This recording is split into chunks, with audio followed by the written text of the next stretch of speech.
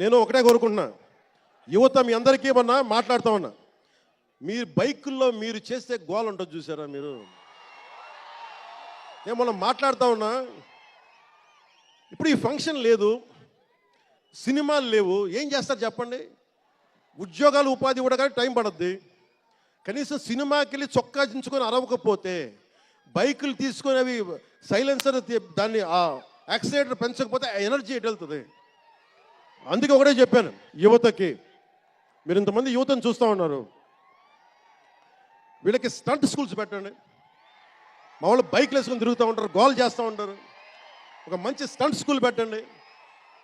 గోదావరి జిల్లాలోనో, రాయలసీమలోనో, మా కడపలోనో ఎక్కడో చోట ఒక 2-3 స్టంట్ స్కూల్స్ పెట్టండి. మా వాళ్ళకి స్కిల్ డెవలప్మెంట్ ఇవ్వండి. మాకు ఒక స్క్రీన్ ప్లే ఎలా రాయాలో మా వాళ్ళకి చెప్పండి. ఒక రాజమౌళి గారు వచ్చి చెప్పమని చెప్పండి. త్రివిక్రమ్ గారిని వచ్చి క్లాసులు తీసుకోమని చెప్పండి మా వాళ్ళకి. ఒక తమన్ లాంటి మనకి మ్యూజిక్ దర్శకులు కానీ